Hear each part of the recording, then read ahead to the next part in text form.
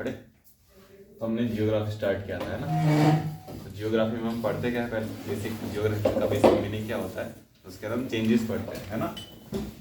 पढ़ा था मैंने चेंजेस कैसे कैसे, स्पेशल और टेम्पोरल, मतलब स्पेस के हिसाब से चेंज आ रहे और टाइम के हिसाब से चेंज आ रहे हैं। अगर स्पेस में चेंज आएगा तो भी उसमें चेंज आ जाए। जैसे अगर आप इंडिया की क्लाइमेट देखो और बाहर की क्लाइमेट देखो तो डिफरेंस आता है। इंडिया का लैंडफॉर्म देखो, बाहर के लैंडफॉर्म देखो तो डिफरेंस आएगा, है ना? टाइम के हिसाब से भी कि 10 साल पहले कुछ अलग था, अभी 10 साल बीत गए, उसके बाद कुछ जियोग्राफी में चेंज आ गया है ना, सारी चीज़ों में चेंज आ गया है। इंसानों में चेंज आया है, एटमोसफियर में चेंज आया है ना, वेदर में चेंज आया है, क्लाइमेट में चेंज आया है। तो जियोग्राफी में हम पढ़ते थे, तो उसमें हमको क्या क्या पढ़ना था। तो बेसिक मैंने आपको सिलेबस समझाया था। सबसे पहले हम क्या पढ़ने वाले थे, बेसिक कॉन्सेप्ट्स, है ना? तो बेसिक कॉन्सेप्ट तो हमने खत्म कर दिए थे। उसमें हमने लैटिट्यूड्स पढ़ा था, लॉन्गिट्यूड पढ़ा था, फिर क्या पढ़ा था?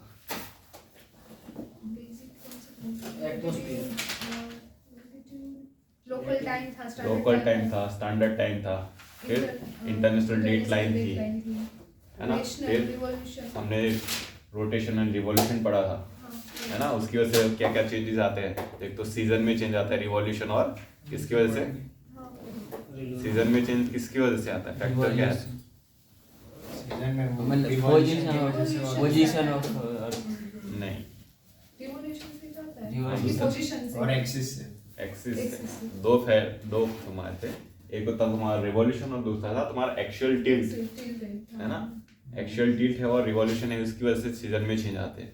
और हमने दूसरा देखा था कि change in duration of day and night, है ना? कि दिन और रात लंबी और छोटी कैसे होती है। उसके लिए भी दो फैक्टर थे, सेम फैक्टर, कि रिवॉल्यूशन और क्या था दूसरा, एक्चुअल टिल्ट था। फिर हमने हाँ, तो वर्टिकल रेज ऑफ सन वो भी मैंने पढ़ा था कि अगर हम इक्वेटर से Tropic of Cancer, Tropic of Capricorn की बात करें, है ना?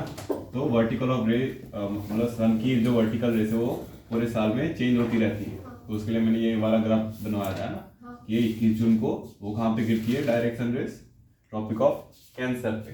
फिर अपना 23 मार्च को कहाँ पे गिरती है? सितंबर, मार्च में था ना, सितंबर को कहाँ गिरेगी? इक्वेटर पे।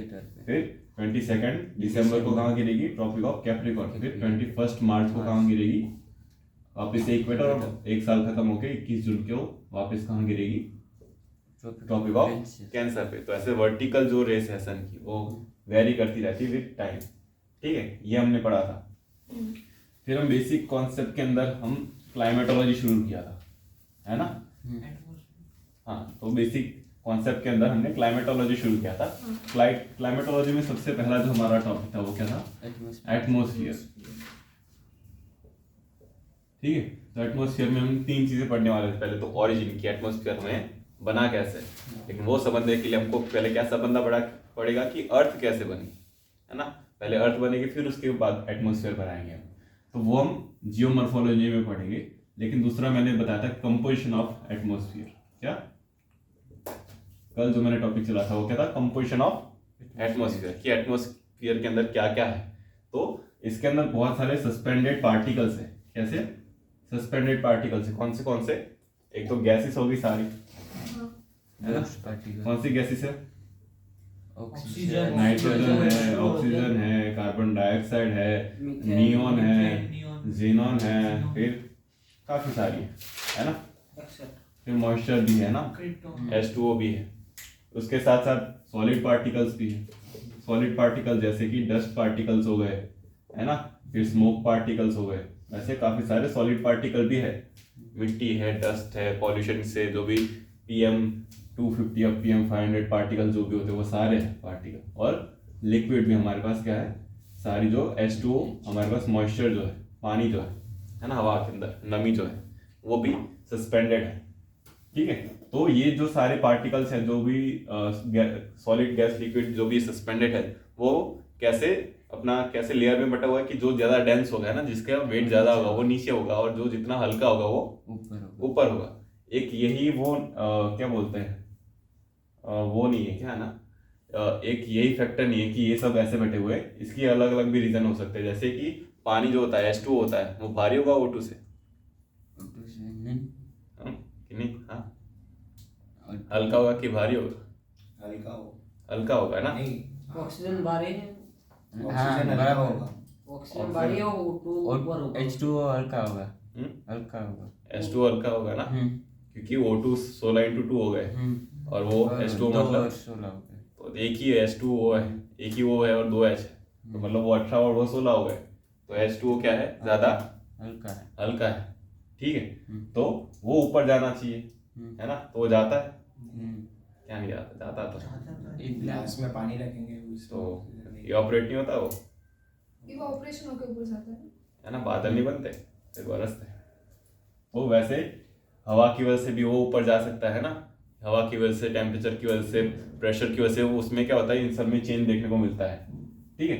तो फिर हमने कंपोजिशन में ये पढ़ा था कि सबकी हमारे लिए क्या ज़रूरत है, मतलब हमारे लिए क्या इंपॉर्टेंस है। जैसे नाइट्रोजन हमारे लिए क्यों इंपॉर्टेंट है, कि हमारे बेसिक जो हमारा डीएनए होता है उसके अंदर क्या हमको मिलता है, नाइट्रोजन मिलता है, तो उसके लिए वो ज़्यादा इंपॉर्टेंट है। ऑक्सीजन भी हमारे लिए इंपॉर्टेंट है, क्योंकि वो क्या करता है, हमारा जो फूड है ना, कार्बोहाइड्रेट है, ग्लूकोज है, उसको ब्रेक डाउन करके हमारे लिए एनर्जी बनाता है।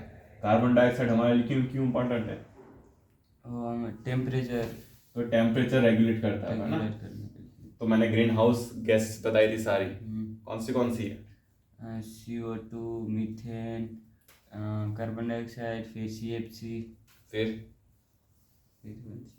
तो सारी याद रखनी है आपको, एग्जाम में सारी पूछ लेंगे, एक गलत होगी, 3-4 ऑप्शन एक गलत होगी और 3 सही होगी, या फिर 3 सही होगी, एक गलत होगी, कुछ भी पूछ सकते हैं, आपको सारी याद होनी चाहिए, ठीक है। तो ग्रीन हाउस इफेक्ट मैंने बताया था कि कैसे, कि वहाँ पे जो अगर अर्थ की बात करें तो अर्थ में कैसा है, एटमॉस्फेयर के अंदर पहले सूरज से शॉर्ट वेव रेडिएशन आता है, वो क्या होता है, ट्रांसपेरेंट है हमारे एटमॉस्फेयर में, कि वो आ तो जाता है, उसको पूरा ट्रांसपेरेंटली कुछ एब्जॉर्ब होता है, लेकिन मोस्टली जो भी शॉर्ट वेव रेडिएशन है वो अर्थ तक पहुंच जाता है, फिर अर्थ उसको क्या करती है, एब्जॉर्ब करती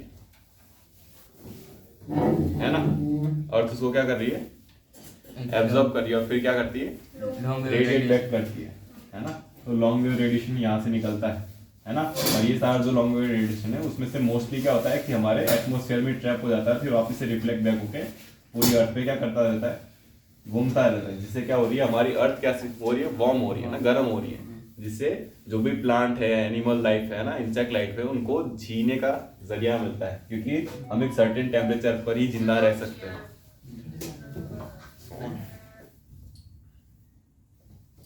तो एक सर्टेन टेम्परेचर से अगर टेम्परेचर हमारा कम या ज़्यादा हो जाए तो क्या होता है कि हम मर जाते हैं, ठीक है। इंसान या फिर कोई भी प्लांट्स होगा, उसका अगर क्लाइमेट ही चेंज आ जाए तो क्लाइमेट में वो जिंदा रह पाएगा। जैसे अगर पेंगुइन है तो अभी क्या हो रहा है कि पोल जो वहाँ पे क्या है कि पेंगुइन है या फिर वहाँ की जो फिशिस है नीचे की, है ना, पोलर एरिया की, तो वहाँ की फिशिस को क्या चाहिए, नमकीन पानी चाहिए, है ना। लेकिन अभी आइस जो है, आइस तो क्या है, एकदम प्योर वाटर होता है, उसमें नमक नहीं होता, तो आइस पिघल रहा है, तो पिघल के जहाँ कहाँ रहे, ओशियन में, तो ओशियन लेस सॉल्टी हो रहा है, तो उसकी वजह से क्या होगा कि वहाँ की जो क्या बोलते हैं बायोस्फीयर है, वहाँ की जो इकोसिस्टम है वो डिस्टर्ब होगी, है ना, क्योंकि उनको एक सर्टेन लेवल ऑफ सॉल्टीनेस चाहिए, एक सर्टेन लेवल ऑफ टेम्परेचर चाहिए, तो टेम्परेचर कम हो रहा है, ज़्यादा हो रहा है, तो उसकी वजह से चेंज आता रहता है, तो वो रेगुलेट करने का काम किसका है, तो ये सारी जो गैसेस है, कार्बन डाइऑक्साइड है, कार्बन मोनोऑक्साइड है, मीथेन है, H2O है, ये क्या करती है, हमारे अर्थ को गर्म रखती है, दिन में भी और रात में भी, क्योंकि जब ये हीट ट्रैप हो जाएगी तो वो अगर दिन वाले पार्ट में तो वो रात में वाले पार्ट में भी जाएगी, क्यों जाएगी, कन्वेक्शन होगा, कन्वेक्शन होगा ना, उसको कन्वेक्शन नहीं बोलते, लेकिन कन्वेक्शन ही होगा, एडवेक्शन बोलते हैं, लेकिन कन्वेक्शन जैसा ही होता है कि ठंडी जगह होगी तो वहाँ पे हवा बैठेगी, गर्म होगी तो क्या करेगी, ऊपर जाएगी, और हाई प्रेशर लो प्रेशर बनेंगे तो हाई प्रेशर से लो प्रेशर हवा पहुँच जाएगी, है ना। तो जो गर्म हवा है वो कहाँ पे पहुँचेगी, ठंडी हवा के पास, और ठंडी हवा कहाँ आएगी, गर्म हवा के पास। तो एक इक्विलिब्रियम बनाने की कोशिश करिए, है ना, कि अगर ये साइड गर्म हो गया, ये साइड ठंडा है, तो सब जो गैसेस है क्या हो जाएगी, इंटरमिक्स हो जाएगी, जिससे क्या होगा, एक सर्टेन टेम्परेचर बना रहेगा। नहीं तो क्या होता है, अगर ये नहीं होता तो क्या होता है, रातें बहुत ही ज़्यादा ठंडी होती है और दिन बहुत ज़्यादा गर्म होते हैं, ठीक है। लेकिन वैसा है नहीं कि हमारी रातें भी इतनी ज़्यादा वो नहीं होती, ठंडी नहीं होती, है ना, क्योंकि ये वाली जो दिन वाली हीट है वो रात वाली हीट, मतलब दूसरे वाला जो अर्थ है ना, दूसरा हाफ जो अर्थ है, दूसरा हेमिस्फीयर में, वहाँ पे पहुँच जाती है। तो ये हमने पढ़ा था, और क्या पढ़ा था कल, लेयर हमने स्टार्ट किया था हाँ ना, तो आज गैसेस का और परसेंटेज वगैरह परसेंटेज का क्रोनोलॉजी याद रहनी चाहिए। तो सबसे ज्यादा क्या है, नाइट्रोजन है 78%, फिर आता है अपना ऑक्सीजन 21%, फिर इसके बाद आर्गन है 0.98%, है ना, 9398 चलता है। तो तीसरे नंबर पे आर्गन आता है ना, तो ये याद रखना। उसके बाद कौन सी है, CO2 है। तो ऐसे क्रोनोलॉजी याद रखना, परसेंटेज याद ना हो तो भी चलेगी। ठीक है, सबसे पहले नाइट्रोजन, ऑक्सीजन, आर्गन, CO2, फिर जो ज़ेनॉन, नेनॉन, नियॉन है वो सब आती है ना। ट्रोपोस्फियर हो गया, ट्रोपोस्फियर हो गया, नहीं हुआ था, हो गया, स्टार्ट किया था, हाँ स्टार्ट किया था, अभी हुआ नहीं था, हुआ नहीं था। नहीं। तो फिर हम पढ़ने वाले थे लेयर्स, है ना। तो लेयर्स, डिफरेंट लेयर्स पढ़ने वाले थे।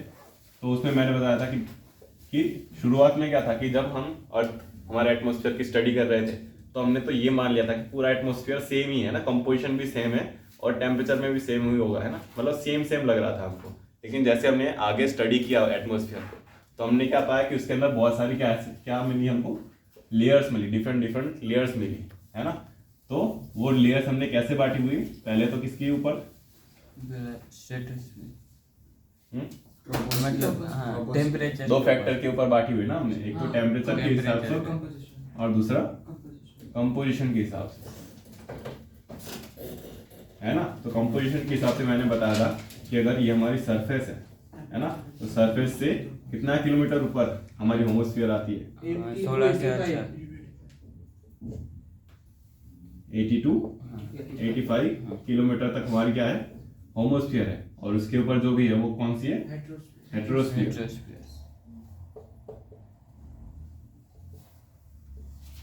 तो उसकी जो एक्सटेंड है वो हमारे एटमॉस्फेयर के एंड तक जाती है। वो 400 किलोमीटर भी हो सकता है, 1000 किलोमीटर भी हो सकता है। होमोस्फीयर की खास बात क्या है कि यहाँ पे सारी जो गैसेस होगी वो कैसी होगी, होमोजीनियस होगी। मतलब क्या होगी, जो हमने 78% पढ़ा था, है ना, सेम परसेंटेज होगा, 78 21, है ना। डेंसिटी वेरी कर सकती है क्योंकि सारी गैसेस ज्यादा कहाँ पे होगी, डेंसिटी सरफेस के पास ज्यादा डेंसिटी होगी, और जैसे जैसे ऊपर जाएंगे तो डेंसिटी क्या होगी, डिक्रीज होगी। किसकी, पार्टिकल्स की, है ना, गैसेस की, या फिर जो भी पार्टिकल्स है, सॉलिड, लिक्विड और गैस जो भी सस्पेंडेड है। ठीक है, तो यहाँ तक क्या होता है कि होमोजीनियस मिक्सचर मिलता है। लेकिन जैसे हम ये लेयर मतलब 80-85 किलोमीटर से अब जाते हैं, तो जो भी साइंटिस्ट है उनको क्या मिला कि यहाँ पे क्या होता है कि बाकी की जो गैसेस है, जैसे कि नाइट्रोजन है, ऑक्सीजन है, वो क्या हो रही है, कम हो रही है, उनकी परसेंटेज क्या हो रही है, कम हो रही है। और गैसेस जैसे कि हाइड्रोजन है, हीलियम है और आयंस है ना, पॉजिटिव और नेगेटिव आयंस है, तो वो ज्यादा मिल रहा है। ठीक है, तो यहाँ पे क्या होता है, इनकी मतलब इनके जो आयंस है, मतलब इनके एटम्स या इनके मॉलिक्यूल्स है वो ज्यादा मिल रहे हैं, और बाकी सारी गैसेस है उनके कम मिल रहे हैं। यहाँ तक तो H2 मतलब मॉइस्चर तो पहुंचता ही नहीं है, और क्या नहीं पहुंचेगा, कार्बन डाइऑक्साइड नहीं होगा यहाँ पे। मोस्टली कौन सी गैसेज होगी, हाइड्रोजन, हीलियम, नाइट्रोजन और ऑक्सीजन में भी मिलता है, लेकिन वो बहुत बहुत कम मिलेगा। या तो उनके आयंस मिलेंगे या फिर पूरा भी मिल सकता है, लेकिन बहुत कम मिलेगा। मोस्टली उनके क्या मिलेंगे यहाँ पे, आयंस मिलेंगे। आयंस क्या होता है, मतलब है ना। तो यहाँ पे क्या होता है कि हेट्रोस्फीयर इतना ऊपर आ जाता है कि वहाँ पे डायरेक्ट रेडिएशन पड़ता है ना, वहाँ पे इंसोलेशन डायरेक्ट पड़ जाती है, यहाँ पे टेम्परेचर बहुत ज्यादा है, जिसकी वजह से क्या होता है कोई भी जो मॉलिक्यूल होता है वो क्या होता है, स्प्लिट हो जाता है, उसके पॉजिटिव और नेगेटिव आयन स्प्लिट हो जाते हैं, है ना, एक दूसरे से अलग हो जाते हैं और इलेक्ट्रॉन फ्रीली घूमने लगते हैं। तो इलेक्ट्रिसिटी भी यहाँ पे फ्लो करती है। ठीक है, इसके बाद मैंने बताया था कि टेम्परेचर के हिसाब से हमने बांटा हुआ है। तो जो होमोस्फीयर है उसके अंदर 3 लेयर आती है ना। तो सबसे पहली लेयर कौन सी थी हमारी, ट्रोपोस्फियर, है ना। उसके बाद कौन सी थी, स्ट्रेटोस्फियर, फिर मेसोस्फियर, फिर थर्मोस्फियर, और फिर एक्सोस्फियर, और एक आती है जिसको क्या बोलते हैं, आयनोस्फीयर। वो कहाँ पे आती है, इन तीनों के बीच में। मोस्टली वो थर्मोस्फियर के अंदर है, लेकिन थोड़ा बहुत उसका हिस्सा एक्सोस्फीयर में भी मिलता है और थोड़े बहुत मेसोस्फीयर में मिलता है। ठीक है, ये फिगर एक बार बना लो, फिर मैं ट्रोपोस्फियर से शुरू करता हूँ वापस। कल बनाया था, ये बनाया था, कल बनाया ऐसा बनाया था, हाँ, एक ही बनाया था, एक ही। ऐसा तो मैंने कल बनाया नहीं था।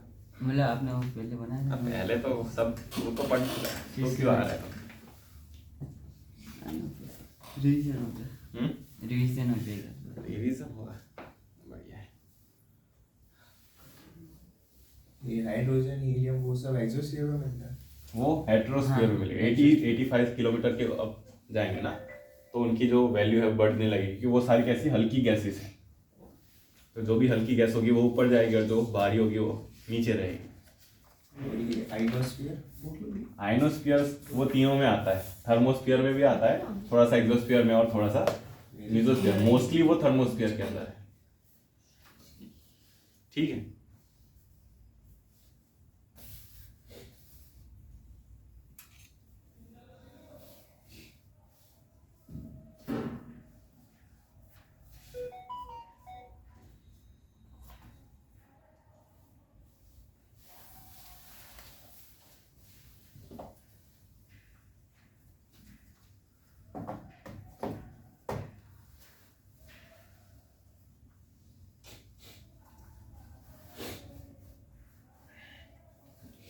बना दिया।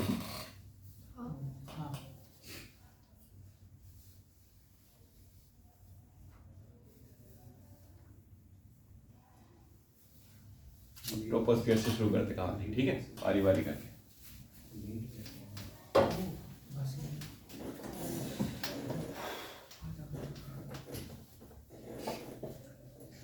सबसे पहले आएगा ट्रोपोस्फीयर, ठीक है।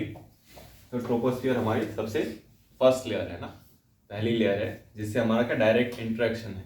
तो जो भी एनिमल या फिर कोई भी लाइफ है ना, वो उसका डायरेक्ट इंटरेक्शन किसके साथ है? ट्रोपोस्फीयर के साथ है। तो कुछ भी अगर ट्रोपोस्फीयर में हुआ तो वो डायरेक्टली किसको अफेक्ट करेगा? हमको और बाकी सारे लाइफ को अफेक्ट करेगा। प्लस यहाँ पे क्या है, सारी जो भी आपकी वेदर फिनोमिना होती है वो कहाँ पे हो रही है? ट्रोपोस्फीयर के अंदर ही हो रही है। ना ही स्ट्रेटोस्फीयर में कुछ वेदर फिनोमिना होती है, ना उससे ऊपर होती है। सारी जो अगर तूफान आ रहा है, बारिश हो रही है, बादल है, वो कहाँ पे? सारे ट्रोपोस्फीयर के अंदर ही है, ठीक है।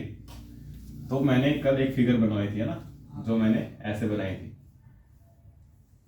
कि यहाँ पे क्या है, 0 डिग्री इक्वेटर है और ये कौन सा अपना 90 डिग्री नॉर्थ पोल और साउथ पोल। तो मैंने बताया था कि 0 डिग्री पे जो ट्रोपोस्फीयर की हाइट है वो कितनी है? 16 to 18 किलोमीटर है, और पोल्स के पास वो कितनी है? 6 to 8 किलोमीटर है। ऐसा क्यों है? क्योंकि क्या होता है कि जो मैंने बताया था कि जैसे जैसे हम इक्वेटर से पोल्स की तरफ जाएंगे तो टेम्परेचर क्या होगा? Temperature will decrease as we go from 0 to 90 degree, ठीक है। और मैंने ये भी बताया था कि जैसे जैसे हम सरफेस से अपवर्ड जाएंगे ना, वर्टिकली अपवर्ड जाएंगे तो टेम्परेचर कैसे होगा? डिक्रीज होगा, है ना। एज वी ग्रो फ्रॉम, ऐसे करेंगे तो टेम्परेचर क्या होगा? डिक्रीज होगा, है ना। क्यों हो रहा है टेम्परेचर डिक्रीज? जैसे जैसे ऊपर जाते हैं हम, क्योंकि डस्ट पार्टिकल एनर्जी को कम हो जाता है। डस्ट पार्टिकल का हाँ, 10 कार्बन डाइऑक्साइड नीचे ज्यादा होता है। 10 पार्टिकल कम हो जाते हैं।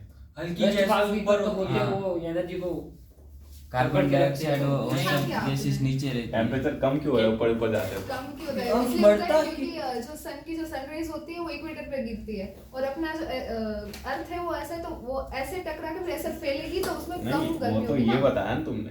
तो वही तो पूछा। नहीं, मैंने बोला जैसे जैसे ऊपर वर्टिकली अपवर्ड जा रहा है, हाइट में ऊपर जाते हैं तो टेम्परेचर कम क्यों होता है? हाइट ऊपर का पोल ऊपर हाइट में, हाइट अच्छा, हाइट ऊपर, ओके। ऐसे ऐसे हॉरिजॉन्टली नहीं पूछा मैं, वर्टिकली पूछा। सर ऊपर कार्बन डाइऑक्साइड और जो एक ग्रीन हाउस गैस है ऊपर कम होती है, इतनी ज्यादा नहीं होती, तो उधर हीट तो उनकी डेंसिटी कम है ना। मैंने बताया था कि सरफेस के पास डेंसिटी ज्यादा है और जैसे जैसे अपवर्ड जाएंगे तो डेंसिटी क्या हो रही है? गैसेस की कम हो रही है, ठीक है। जिससे क्या हुआ कि जो भी एनर्जी है वो कहाँ पर ट्रैप हो जाती है? ज्यादा एनर्जी का किसको मिल रही है? नीचे ट्रैप हो जा रही है, क्योंकि जो यहाँ पे शॉर्ट वेव रेडिएशन आएगा और फिर लॉन्ग वेव रेडिएशन जो जाएगा, है ना, वो ज्यादा ट्रैप कहाँ होगा? सरफेस के पास होगा। इसलिए यहाँ पे गर्मी ज्यादा होगी। जैसे जैसे ऊपर जाएंगे हाइट में तो टेम्परेचर क्या होगा? डिक्रीज होगा। ये हमारा नॉर्मल ट्रेंड था, है ना। इसको हम क्या बोलते हैं? नॉर्मल लेफ्ट साइड बोलते हैं इसको, लेकिन वो हम बाद में पढ़ेंगे नॉर्मल लेफ्ट साइड क्या होता है, ठीक है। तो ये था। इसलिए हम क्या होते हैं कि गर्मियों में पहाड़ों में क्यों जाते हैं घूमने के लिए?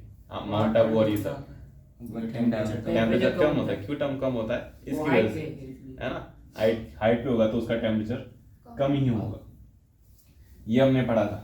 फिर मैं समझा था कि यहाँ पे हाइट इक्वेटर पे ज्यादा क्यों और यहाँ पे कम क्यों है, क्योंकि क्या होता है कि इक्वेटर पे क्या गिरी, डायरेक्ट सनरेज गिर रही है ना, वर्टिकली। तो वर्टिकल यहाँ पे क्या आती है, शॉर्ट वेव रेडिएशन आता है, वर्टिकली क्या होता है, लॉन्ग वेव रेडिएशन एमिट होता है। तो क्या होता है कि इसी एरिया पे ज्यादा एनर्जी आ रही है ना, और यहाँ पे क्या हो रहा है कि यहाँ पे एट एन एंगल क्या हो रहा है, शॉर्ट वेव रेडिएशन आता है और एट एन एंगल जा रहा है, तो ये काफी बड़ी एरिया को गर्म कर रहा है ना। तो यहाँ पे जो पार्टिकल्स है उनको इतनी एनर्जी नहीं मिलती कि वो ज्यादा 16 से 18 किलोमीटर तक जा पाए। तो कितने किलोमीटर तक उनकी एनर्जी होती है, 6 से 8 किलोमीटर तक की उनकी एनर्जी होती है, उससे ऊपर वो नहीं जा पाते। ठीक है, ये समझ गए? तो ये लिखा था कि नहीं लिखा था कि यहाँ पे हाइट ज्यादा क्यों, क्योंकि यहाँ पे वर्टिकली गिरती, इसलिए एनर्जी ज्यादा है, मतलब यहाँ पे पार्टिकल के पास एनर्जी ज्यादा होगी तो वो ज्यादा ऊपर जाएंगे, है ना। ऊपर क्यों जाएंगे अभी, क्योंकि इसके पास एनर्जी होगी, एनर्जी भी जा सकते, ऊपर ही क्यों जा रहे हैं, high pressure to low pressure. इधर भी, ये तो इधर भी तो जा सकते हैं ऐसे, एनर्जी है तो हाँ वैसे भी जाए पर ऊपर ऊपर ही क्यों जा रहे हैं, सेम प्रेशर वो इक्विलिब्रियम मेंटेन करने के लिए। हाँ लेकिन ठंडा तो इधर भी है ना, ठंडी हवा इधर भी आ सकती है, गर्म ऊपर इधर की जा से सकती है। ठंडी हवा नीचे आती है ऐसे, और साइकिल बनता है। वो अरे वो सीधा नीचे गिर रहा है ना, तो एट 90 डिग्री वापस बाउंस बैक करेगा। क्या एनर्जी एनर्जी की बात नहीं कर हम रही एटम्स की बात एयर की बात कर रहा हूँ।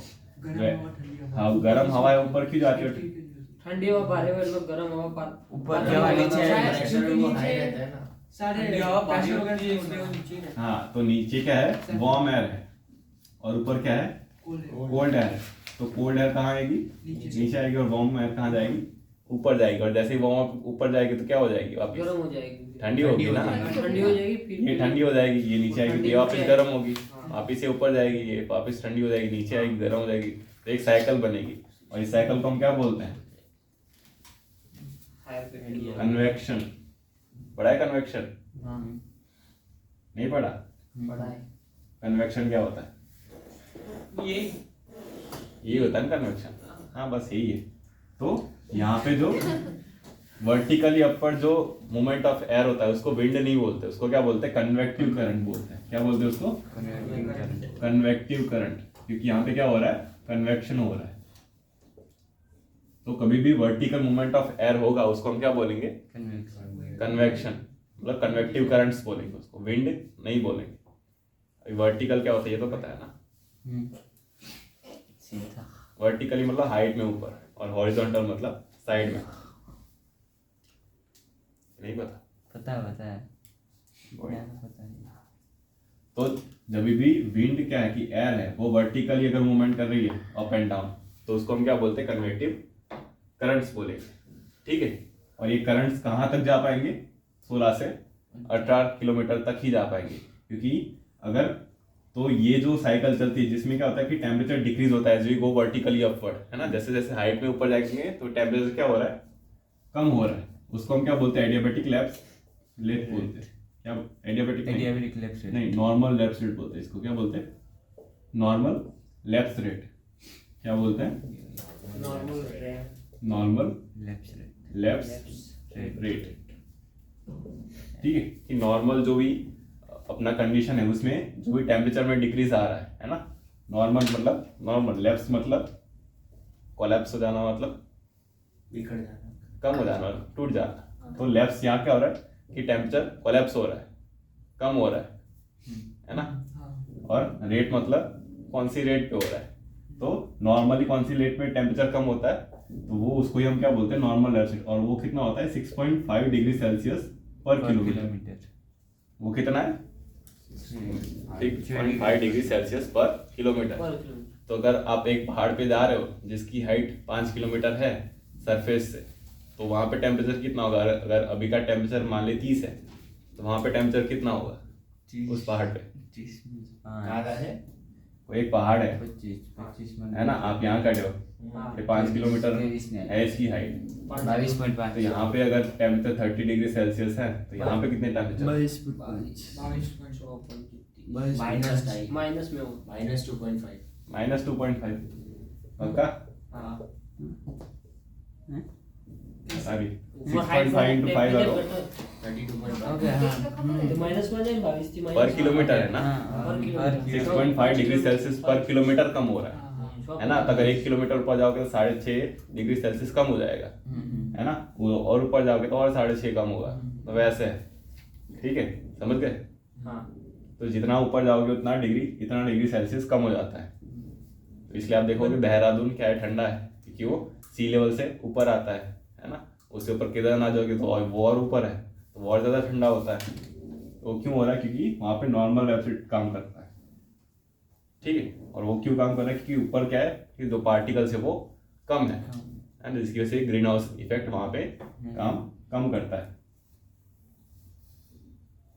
समझ आ रहा है कि सब मिक्स हो रहा है? ठीक है। तो अभी मैं कहाँ था? कन्वेक्टिव करंट, ट्रोपोस्फियर में। हाँ। तो यहाँ पे अगर मान लेते हैं कि 0 डिग्री पे, है ना, 0 डिग्री पे अगर मान लेते हैं कि 20 डिग्री सेल्सियस टेम्परेचर होता है एवरेज, और यहाँ पे 0 डिग्री सेल्सियस मान लेते हैं कि पोल से 0 डिग्री होगा, तो यहाँ पे टॉप पे, है ना, ट्रोपोस्फियर के टॉप पे कितना टेम्परेचर होगा दोनों साइड? 20 डिग्री के ऊपर 16 से 18 -76 ऊपर कितना होगा? 76 नहीं, और चेक गिनो यार, क्या कर क्या क्या कैसे एवरेज निकाल दो ना, 6.5 7 मान लो उसको, या 6 मान लो। 16 मीटर में ज्यादा है। माइनस 127 -120 रखते हैं बस। हाँ 144 और यहाँ पे 124 सर 124 -124 चला एवरेज माना है मैंने, 120 तो जाएगा। -52 -52 डिग्री सेल्सियस, है ना।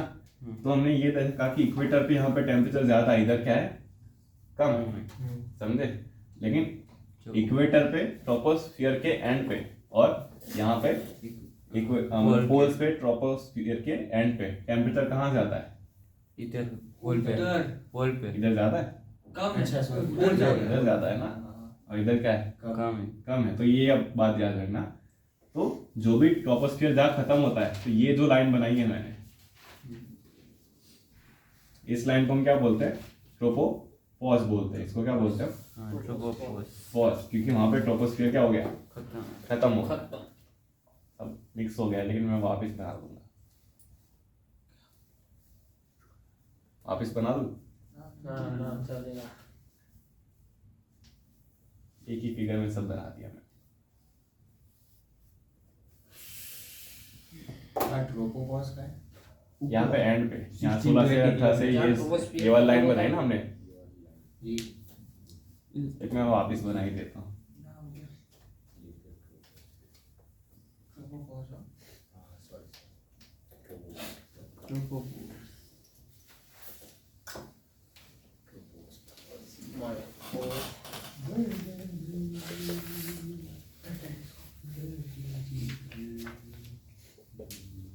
ठीक है। तो ये जो लाइन है इसको हम क्या बोलते हैं?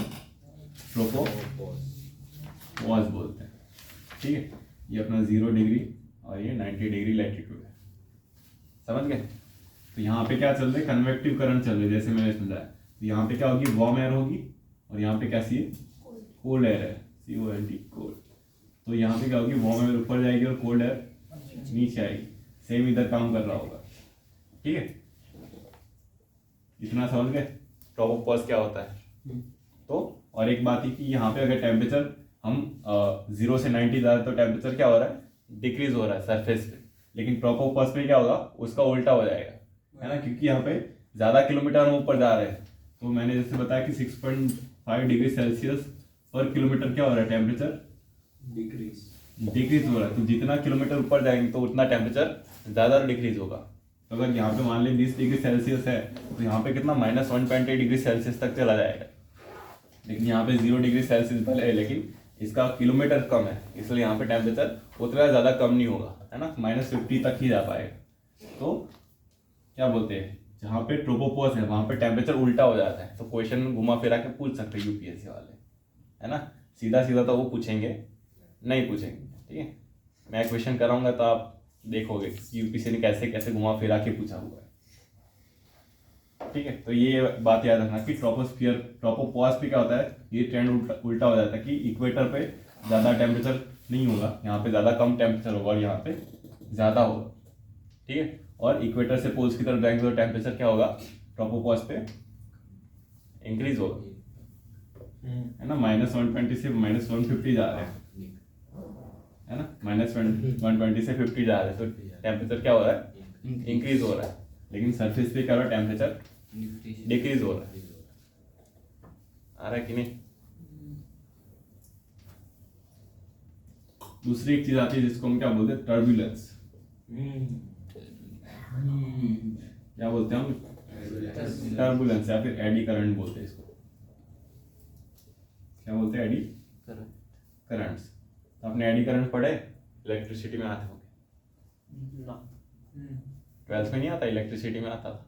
आर्ट्स साइंस वाले हाँ नहीं, इंग्लिश में पता नहीं। कोई नहीं। इसका या तो आपके फ्लूइड मैकेनिक्स में आता है, तो उसमें क्या होता है कि अगर ये पाइप है ना, बड़ी पाइप है और छोटी पाइप है, समझ गए। तो अगर ये बड़ी पाइप से अगर ऐसे पानी जा रहा है और आगे आगे छोटी पाइप आ जाती है, तो सारा पानी सीधा सीधा नहीं जाएगा, यहाँ पे कुछ क्या बनेंगे, वर्लपुल बन जाएंगे यहाँ पे, और इसको हम एडी करंट बोलते हैं बेसिक, जो ऐसे गोल गोल घूमते रहते हैं, ठीक है।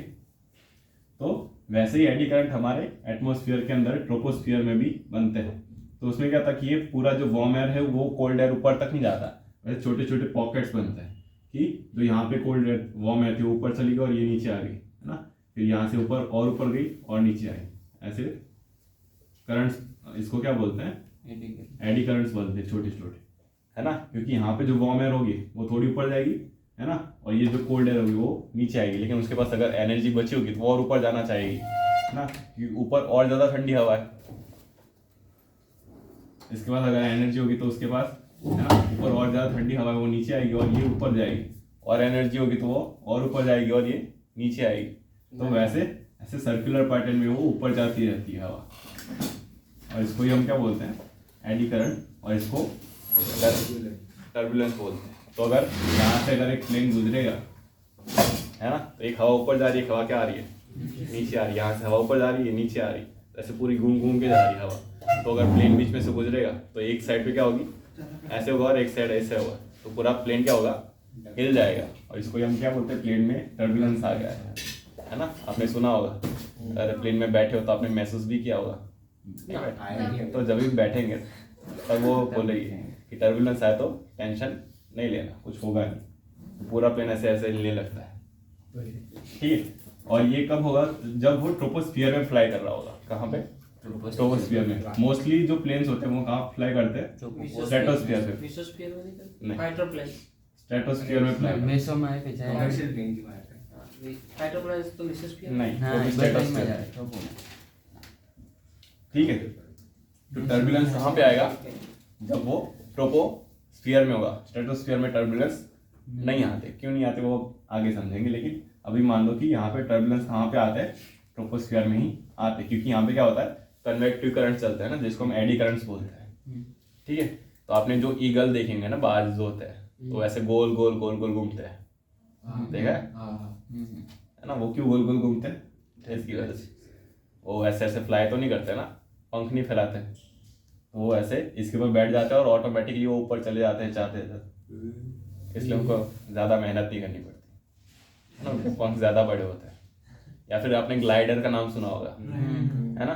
तो ग्लाइडर जो भी पैरा वो आते हैं ना, क्या बोलते हैं, पैराग्लाइडिंग होती है, तो वो इसकी वजह से होती है। जैसे वो गोल गोल के ऊपर ले जाते हैं, अपने अगर बैठे हो तो कभी पानी में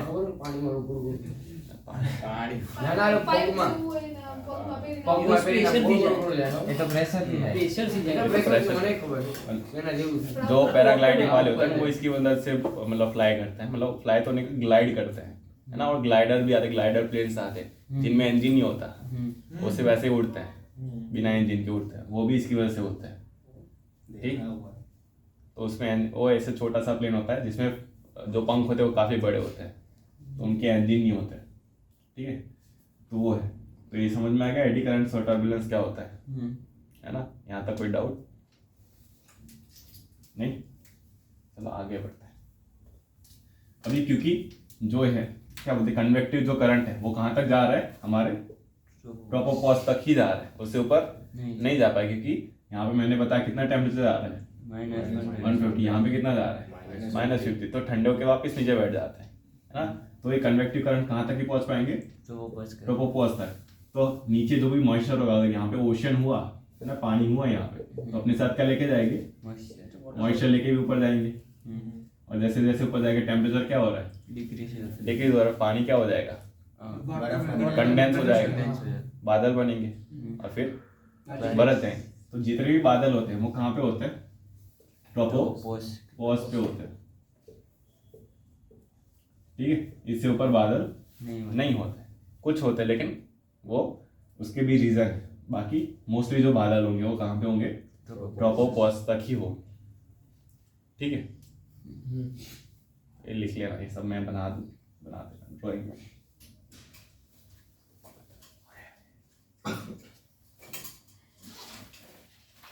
ठीक है, क्योंकि यहाँ पे बादल कहाँ तक बन रहे हैं, ट्रोपोपॉज तक ही बन रहे हैं। तो जो भी क्लाइमेटिक फिनोमिना होता है, जैसे वेदर में बारिश हो गई है ना, स्नोफॉल हो गया, तूफान आ रहा है, साइक्लोन जो भी बनते हैं वो कहाँ तक, कौन से लेयर में बनेंगे, आपके ट्रोपोस्फियर में ही होंगे, उससे ऊपर नहीं हो पाएंगे, ठीक है। ये समझ में आ गया, मिटा दूं ये नहीं, ये सब ऊपर से जा रहा है। एक बार देख लो कुछ ट्रोपोस्फियर में,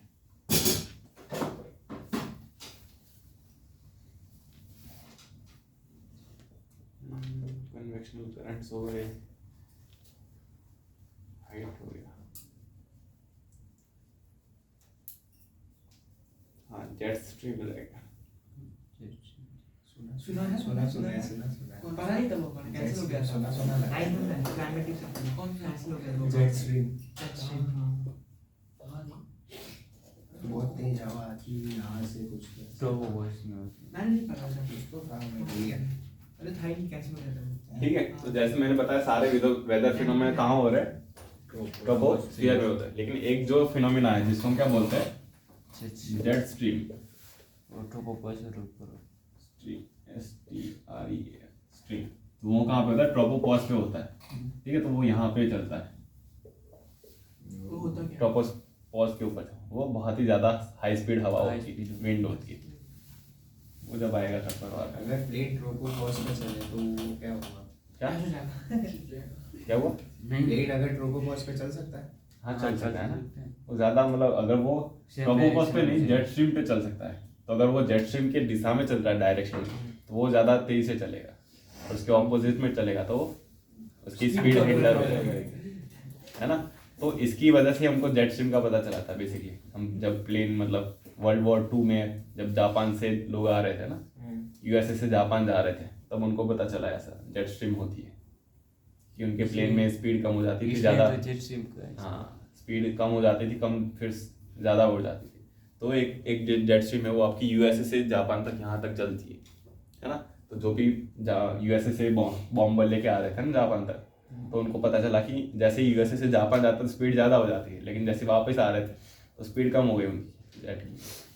तो ये वो जेट स्ट्रीम वहाँ से हमको पता चला कि जेट स्ट्रीम भी है हमारे एटमोसफियर में, ठीक है। मिटा दूँ, अब सेकेंड लेयर की बात करते हैं, जो है हमारी स्ट्रेटोस्फियर।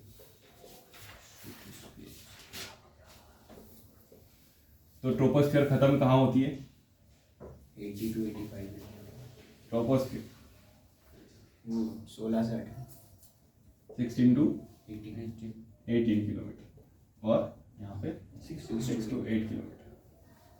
जो स्ट्रेटोस्फियर है वो कहाँ तक चलती है, तो 50 किलोमीटर तक, है ना। सरफेस से 50 किलोमीटर तक, मतलब इतने एरिया में क्या है हमारी स्ट्रेटोस्फियर, ठीक है। तो हमने ये दोनों लेयर को अलग क्यों किया है, पहली बात,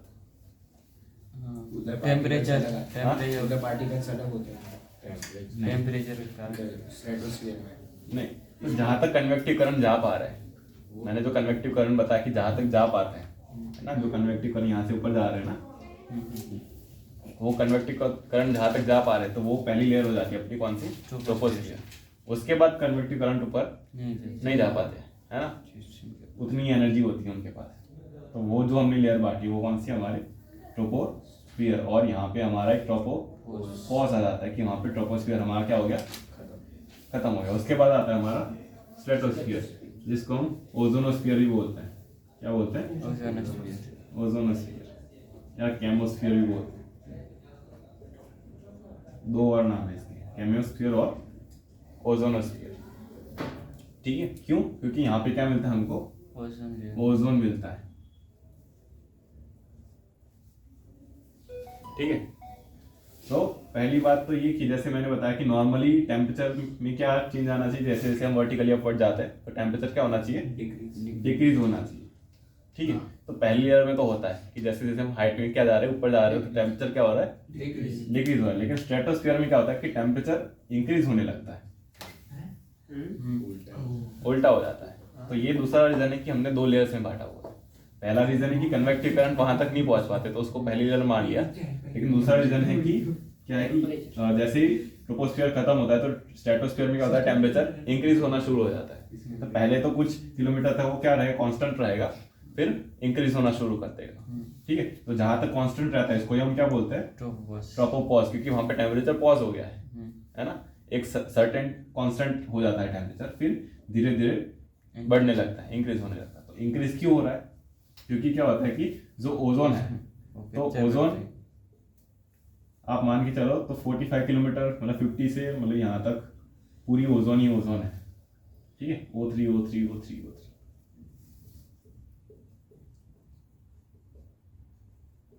ठीक है, और ऊपर से क्या आ रही है हमारी, यूवी रेस आ रही है, ऐसे शॉर्ट वेव रेडिएशन आ रहा है। ठीक है, ये भी हटा देता हूँ। ऊपर से क्या आ रही है हमारी, यूवी रेस आ रही है, और ओजोन क्या करती है उसके साथ, रिएक्ट करती है ना, उसको एब्जॉर्ब कर लेती है ना, O2 में कन्वर्ट कर देती है, नेजल O बनाती है, और वापस से फिर ओजोन बनता है, फिर वापस से O2 बन जाता है, फिर वापस से तो साइकिल, ओजोन साइकिल चलती रहती है। तो जो भी यूवी या फिर शॉर्ट वेव रेडिएशन आ रहा है वो एब्जॉर्ब कहाँ हो रहा है, यहाँ पे हो रहा है। उससे कम एब्जॉर्ब कहाँ पे होगा, उससे कम एब्जॉर्ब कहाँ पे होगा, है ना, समझ रहे हैं कि सबसे पहले एब्जॉर्ब कहाँ पे होगा, ऊपर होगा, फिर कुछ बच गया तो कहाँ पे होगा, मिडल में, और उससे भी कुछ बच गया तो कहाँ पे होगा, और जो भी यूवी बच जाती है वो कहाँ पहुंच जाती है, फिर सरफेस तक पहुंच जाती है ना। तो सबसे ज्यादा रेडिएशन एब्जॉर्ब कहाँ हो रहा है, टेम्परेचर ज्यादा हाई कहाँ पे होगा, टेम्परेचर यहाँ पे हाई होगा, और जैसे जैसे नीचे आएंगे तो टेम्परेचर क्या होगा, डिक्रीज होगा, है ना। इसलिए यहाँ पे क्या कि एक्चुअली फिनोमेना ऊपर से नीचे आ रहा है, लेकिन हम ट्रेंड की बात करें तो हम ऐसा मान सकते हैं कि टेम्परेचर क्या हो रहा है, इंक्रीज हो रहा है ना। लेकिन फिनोमेना क्या उल्टा चल रहा है कि ऊपर से इंक्रीज आ रहा है फिर नीचे डिक्रीज होता जा रहा है। लेकिन हम मान लेते हैं कि यहाँ पे क्या हो रहा है, टेम्परेचर इंक्रीज हो रहा है। तो समझिए टेम्परेचर इंक्रीज क्यों होना शुरू हो जाता है, ये लिख लें कि why temperature increase in stratosphere, ozone layer के लिए, है ना, क्योंकि ओजोन में जो यूवी रेडिएशन है वो सबसे पहले हिट कहाँ करेगा, टॉप ऑफ द स्ट्रेटोस्फीयर, फिर धीरे धीरे उसकी यूवी का जो क्या बोलते हैं शॉर्ट वेव रेडिएशन है वो कम होता जाएगा, और फिर जितना बचेगा वो अर्थ की सरफेस पे आ जाएगा। इसमें कोई डाउट? तो स्ट्रेटोस्फीयर हमारी कौन सी लेयर है, जिसमें ओजोन मिलता है। ठीक है, और 50 किलोमीटर के पास एक और हमारी एक लेयर आती है जिसको हम क्या बोलते हैं, स्ट्रेटोपॉज, जहाँ पे हमारा क्या खत्म हो जाता है, स्ट्रेटोस्फीयर खत्म हो जाता है। तो हमने स्ट्रेटोस्फीयर को मेसोस्फीयर से कैसे बांटा हुआ है कि जब तक ओजोन मिल रही है हमको वो हमारा क्या हो गया, स्ट्रेटोस्फीयर। ठीक है, जब तक ओजोन खत्म हो जाता है उसके बाद कौन सा लेयर शुरू हो जाता है, मेसोस्फीयर। ठीक है,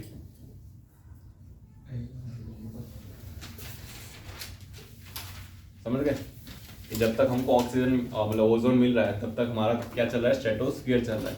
जैसे ही हमारी ओजोन मिलनी बंद हो जाती है तो हम उस लेयर को क्या बोलते हैं, मेसोस्फीयर। डन। तो ये हमने ये दोनों लेयर को ऐसे बांटा हुआ है कि जब तक ओजोन मिल रहा है। सर जैसे 0 से 90 डिग्री पे है उसमें दोनों के हाई पॉइंट्स पे सेम टेम्परेचर रहेगा। मतलब जैसे इसमें ट्रोपोस्फीयर में उधर 16 to 18 और 6 to 8 में अलग अलग टेम्परेचर था। किलोमीटर है ना? हाँ किलोमीटर में, तो उधर अलग अलग नहीं, यहाँ पे 50 तो मान लो 50-55 होगा, 50 से 55। तो उस एंड पॉइंट पे और इस वाले एंड पॉइंट पे सेम रहेगा टेम्परेचर। किलोमीटर सेम है, टेम्परेचर की बात कर रहे हैं, किलोमीटर की बात। किलोमीटर टेम्परेचर तो अलग अलग है ना, सब लोग बोला ना, ना। और वैसे नहीं। ट्रोपोस्फीयर में जैसे इस कम तरफ होगा, ऊपर टेम्परेचर जाने। पहले आपने नहीं, इसमें माइनस नहीं था। और स्ट्रेटोस्फीयर में माइनस 120 था, यहाँ पे क्या था? अलग अलग 52 माइनस 50 था। अब ऊपर तो अभी जाएंगे। टेम्परेचर क्या होगा? इंक्रीज होगा, इंक्रीज होके कहाँ तक जाएगा? स्फीयर में सेम है। 0 डिग्री के आसपास चला जाएगा। स्फीयर में ऊपर टेम्परेचर बढ़ पूरे जाए। दोनों साइड। हमें ऊपर दोनों जो साइड। होते हैं, हाँ, बरोबर। है ना? 0 से मतलब 0 के आसपास ही डिग्री चला जाएगा। तो आपको एग्जाम में पूछा जाए कि 0 डिग्री टेम्परेचर कहाँ पे जाता है, तो आप स्ट्रेटोपॉज बता सकते हो, अपर लेयर ऑफ स्ट्रेटोस्फीयर बता सकते हो, या फिर लोअर लेयर ऑफ मेसोस्फीयर। तीनों ऑप्शन आएंगे, है ना? ये यूपीएससी वो उल्टा पुल्टा पूछ सकते, सीधा सीधा नहीं पूछेगी।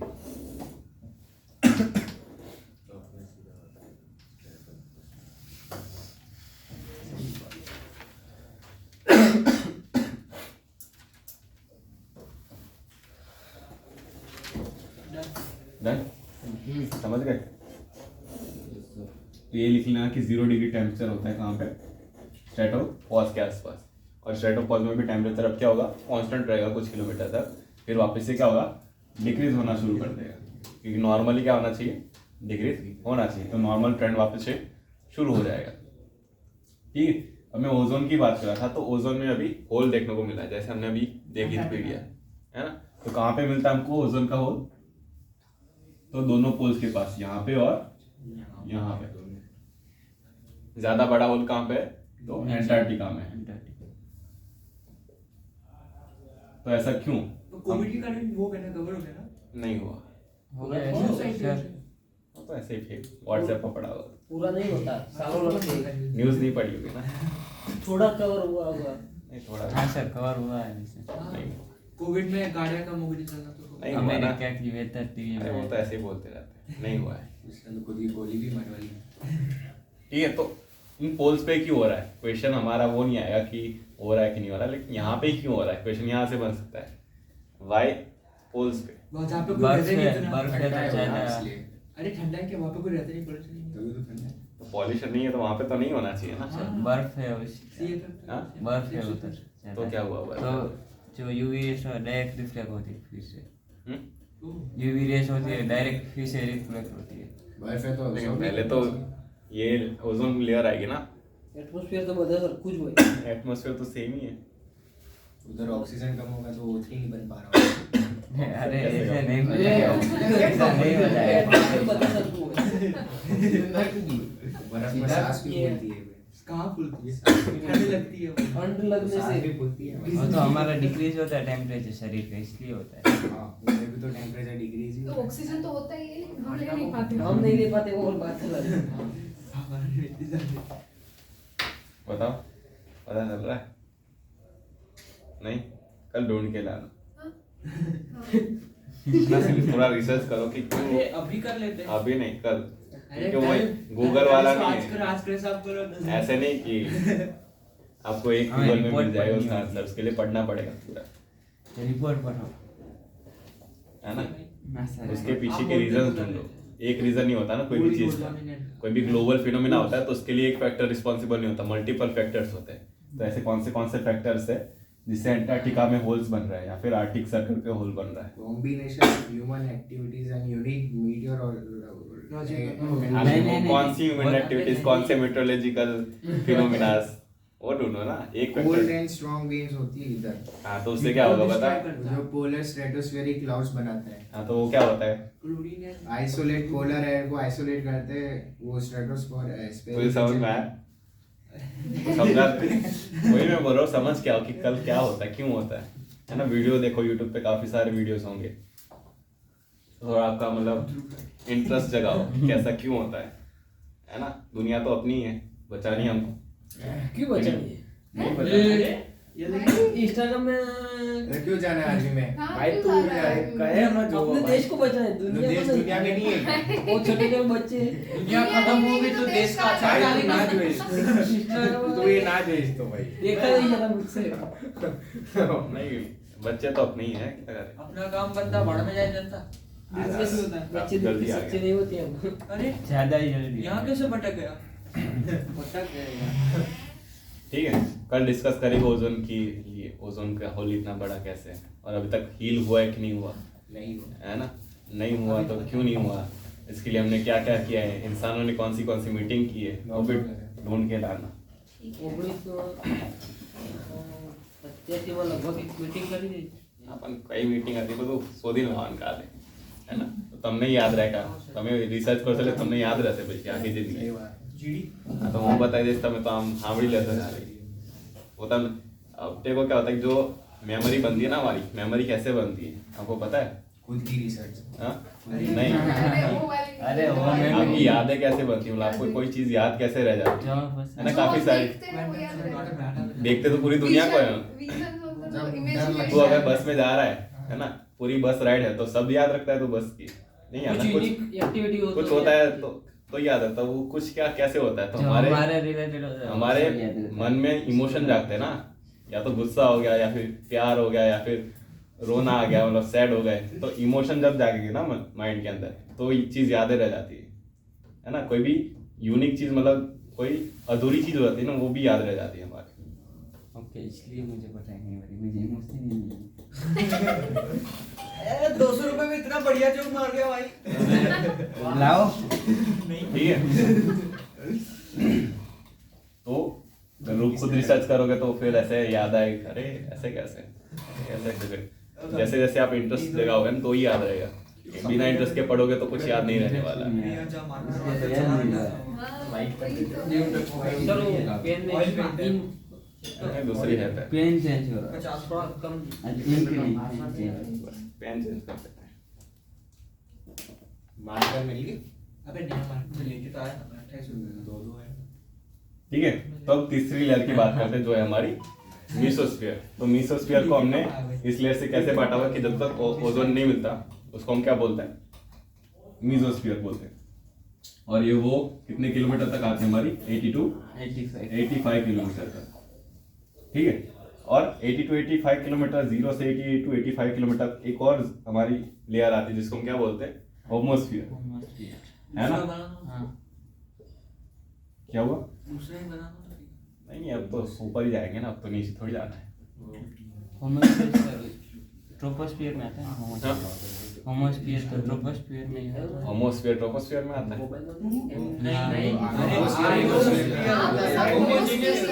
ये सब होमोस्फीयर में आता है। हाँ, सब पूरा मेसोस्फीयर, स्ट्रेटोस्फीयर और ट्रोपोस्फीयर, ये सब किस में आते हैं, होमोस्फीयर। Atmosphere। तो होमोस्फीयर में क्या यूनिक बात थी, तो हमने होमोस्फीयर और हेट्रोस्फीयर को अलग क्यों किया हुआ है, on the basis of composition, है ना, कि गैसेस यहाँ पे अभी क्या कौन सी मिलेगी जो हल्की होंगी, जैसे H2 और आयंस। ठीक है, तो मेसोस्फीयर को हमने ऊपर जो थर्मोस्फीयर आएगा केमिस्ट्री में क्या करोगे? उसको हमने दोनों डिफरेंशिएट कैसे किया, दोनों लेयर अलग क्यों बांटी हुई है, क्योंकि क्या होता है मेसोस्फीयर और थर्मोस्फीयर में क्या कि यहाँ पे जो कंपोजिशन है वो चेंज हो जाती है ना, चेंज इन कंपोजिशन आ जाता है कि यहाँ पे अब कैसी गैस मिलेगी जो भी हल्की होगी, है ना। H हो गया मतलब हाइड्रोजन, हीलियम और सारे आयंस हो। ठीक है, मेसोस्फीयर की एक खास बात है कि यहाँ पे जो भी मीटियोर्स आते हैं, क्या होते हैं, मीटियोर्स जो होते हैं वो यहाँ तक आते आते खत्म हो जाते हैं। हाँ, एयर फ्रिक्शन के चलते हाँ, एयर फ्रिक्शन की वजह से मैंने समझाया था ना कि हवा में पार्टिकल्स हैं, है ना। अगर आप बहुत ही स्पीड से आओगे तो क्या होगा, एकदम दीवार की तरह लगेगा, है ना। तो वो टूटना तो यहीं से शुरू हो जाता है, लेकिन यहाँ पे मेसोस्फीयर तक आते आते क्या हो जाता है, पूरा जल जाता है ना, पूरा फ्रिक्शन में टूट जाता है।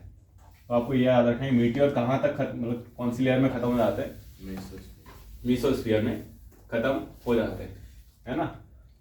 और अगर मैं बात करूं कि यहाँ पे पार्टिकल्स कितने हैं, है ना, कि पार्टिकल बहुत कम बोलते हैं, कि वो हम कैसे पता लगा सकते हैं कि प्रेशर की बात करें तो अगर मान ले कि सरफेस पे अगर 1000 मिलीबार प्रेशर होता है आपका, ठीक है, कितना, तो 50 किलोमीटर तक कितना बचता होगा प्रेशर, आधा 1 मिलीबार। बस तो आप मान के चलो कि 99.99 जो भी हमारे जो पार्टिकल्स हैं वो यहाँ तक ही है। इसके ऊपर कितना है, जो 0.001 है वो इतने ही पार्टिकल बचते, फिर भी मीटियोर खत्म हो जाता है। मतलब प्रेशर है ही नहीं एक तरीके से। प्रेशर क्या होता है? Force perpendicular. हाँ, तो फोर्स कैसे लगेगा? कैसे लगेगा? फोर्स पर एरिया होता है ना, फोर्स पर एरिया होता है। हाँ। तो ये अगर एरिया है, ये ऊपर से फोर्स आ रहा है, तो कोई चीज फोर्स लगाएगी तो प्रेशर आएगा ना। तो अगर ये सारे पार्टिकल्स है ना, यहाँ पे हवा के अंदर जो भी पार्टिकल्स है, तो वो जमीन पे यहाँ पे प्रेशर लगा रहे होंगे, है ना। तो यहाँ पे कितना प्रेशर आ रहा है? 1000 में और यहाँ पे अगर एक हम प्लेट रखे ऐसे ही हाइपोथेटिकल, तो यहाँ पे कितना प्रेशर आ रहा है? 1 मिलीबार। ठीक है, तो 1 मिलीबार प्रेशर हो जाता है। मतलब पार्टिकल्स का जो वेट है ना, एयर मास है जिसको हम एयर मास बोलते हैं, तो एयर मास कितना बचता है यहाँ पे? 1 मिलीबार प्रेशर तक ही बचता है। तो मोस्टली जो पार्टिकल्स होते हैं वो बहुत ही कम हो जाते हैं या फिर बहुत ज़्यादा हल्के हो जाते हैं। फिर भी यहाँ पे क्या होता है, मीटियोर डिस्ट्रॉय हो जाता है मेसोस्फीयर आने से, मतलब आता है जैसे ही। ठीक है, अभी नेक्स्ट लेयर की बात करते हैं, वो हमारी कौन सी है? थर्मोस्फीयर। ठीक है, तो हमने मेसोस्फीयर और थर्मोस्फीयर को डिफरेंशिएट कैसे किया, दोनों को अलग कैसे बांटा हुआ है? हाँ? अच्छा उसमें इसमें सर टेम्परेचर डिक्रीज होता है। क्या होता है? मेसोस्फीयर में क्या होता है? टेम्परेचर डिक्रीज होता है, तो टेम्परेचर डिक्रीज हो ही रहा है।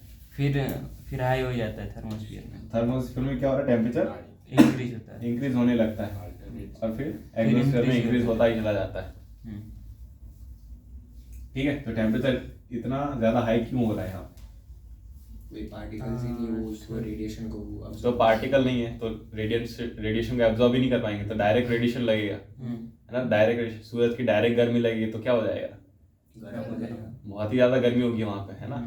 तो इसलिए यहाँ पे टेम्परेचर मान लो 1000 डिग्री सेल्सियस से भी या 1000 से भी ज्यादा मान लो 1500 डिग्री सेल्सियस चला जाता है। तो अगर आप वहां पे ऐसे ही जाओगे तो रात में क्या होगी? अगर लोहा भी लेके जाओगे, आयन भी लेकर, लोहा भी पिघल जाएगा, इतना टेम्परेचर होता है।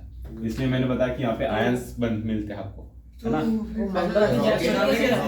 हाँ, वो बनाते होंगे ना ऐसे कुछ, लेयर कुछ होता है, बनाते होंगे। हाँ, वो गोल्ड की वो परत होती है, गोल्ड भी पिघल जाएगा, लोहा पिघल जाएगा तो गोल्ड Furnace- ऐसा पर होता है जो वापस बन अरे जाता है। वो गोल्ड वाला है ना, वो White reflect वाला कर ना? लेते हैं।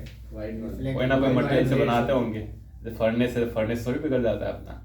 बोलो सर एक और मटेरियल आवे जी, वो गोल्ड कलर का होता है। पता नहीं।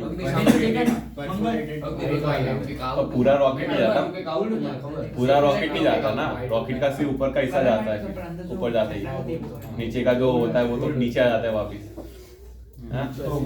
रॉकेट का सिर्फ ऊपर का हिस्सा ऊपर जाता है कुछ टाइम के बाद। तो यहाँ पे क्या टेम्परेचर काफी ज्यादा हाई जाता है। तो अगर आप नॉर्मल थर्मोस्फीयर लेके जाओगे तो यहाँ पे काम करेगा? नहीं करेगा। क्यों? थर्मोस्फीयर काम कैसे करता है? थर्मोमीटर थर्मोमीटर ना? थर्मोमीटर। नहीं, अरे वो तो टेम्परेचर 100 हाँ, तो कैसे काम करता है लेकिन? 100 डिग्री सेल्सियस कोई पार्टी वो मरकरी मर्क्यूरी की तरह। मर्क्यूरी पे ना, मर्क्यूरी क्या करेगा? गर्म होगा मर्क्यूरी, तभी ऊपर जाएगा, ऊपर जाएगा, है ना। क्योंकि पार्टिकल टकरा रहे हैं ना। अगर ये ऐसे थर्मोमीटर होता है, थर्मोमीटर कैसा होता है? ऐसा कुछ होता है। सर अब तो डिजिटल थर्मो ऐसे होता है ना, ऐसे होता है कुछ। तो यहाँ पे क्या होता है, पार्टिकल टकराते हैं तो यहाँ पे जो भी मर्क्यूरी भरा होता है वो ऊपर जाता है ना, धीरे धीरे ऊपर जाता है। क्यों जा रहा है? कि यहाँ पे पार्टिकल क्या हो रहा है? टकरा रहे हैं, है ना। एटमोस्फेयर में जो भी पार्टिकल होंगे वो क्या करेंगे? वहाँ पे टकराएंगे। लेकिन यहाँ पे तो पार्टिकल ही नहीं है, तो यहाँ पे ये वाला थर्मोस्फीयर थर्मोमीटर काम नहीं करता। यहाँ पे क्या काम करेगा? पायरोमीटर आता है। क्या आता है? पायरोमीटर आता है या फिर थर्मोकपल आता है। तो वो डायरेक्ट रेडिएशन को मेजर करते हैं। तो लिख लेना, पायरोमीटर और थर्मोकपल। तो थर्मोकपल होता है वो आप इलेक्ट्रिसिटी जैसा, इलेक्ट्रिसिटी यूज होती है उसमें, और पायरोमीटर में डायरेक्ट रेडिएशन से आप टेम्परेचर मेजर करते हो। ठीक है, एग्जाम में आ सकते थर्मोकपल क्या हो सकता है, पायरोमीटर क्या होता है, देख लिया। अभी टेम्परेचर यहाँ पे क्या जाता है, काफी ज्यादा हाई जाता है। टेम्परेचर हाई होने की वजह से जो भी आपके क्या बोलते हैं इसको, न्यूट्रॉन और प्रोटॉन जो होते हैं और इलेक्ट्रॉन जो होते हैं वो क्या हो जाते हैं, स्प्लिट हो जाते हैं और आयंस बन जाते हैं, है ना, पॉजिटिव आयंस और नेगेटिव आयन। तो जिससे क्या होता है कि पॉजिटिव आयन नेगेटिव आयन घूमता रहता है और इसके अराउंड क्या है, हमारे इलेक्ट्रॉन फ्लो करते रहते हैं। जिससे क्या होता है कि अगर ऐसे इलेक्ट्रॉन फ्लो हो रहा है तो क्या हो जाएगी, यहाँ पे इलेक्ट्रिसिटी प्रोड्यूस होती है। क्या होती है, इलेक्ट्रिसिटी फ्लो होती है हमारे कौन से स्फीयर में, थर्मोस्फीयर में, जिसको हम क्या बोलते हैं, आइनोस्फीयर भी बोलते हैं, है ना। आइनोस्फीयर हमारा कहाँ कहाँ मिलता है, तो एक्सोस्फीयर में, थर्मोस्फीयर में और मेसोस्फीयर में, क्योंकि वहाँ पे आयंस मिलते हैं। तो जहाँ पे भी आयंस मिलेंगे उसको हम क्या बोलेंगे, आइनोस्फीयर, है ना।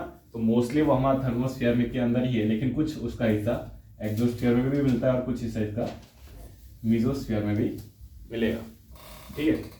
तो ये इलेक्ट्रॉन फ्लो हो रही है या फिर इलेक्ट्रिसिटी फ्लो हो रही है, वो हमको पता कैसे चला, तो जब हमने रेडियो वेव्स भेजी, है ना। मिटा ही देता हूँ, मिटा दो ना, मिटा दो।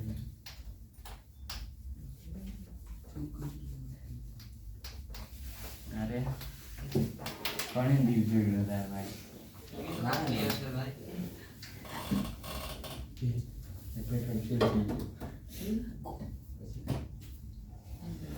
तो अगर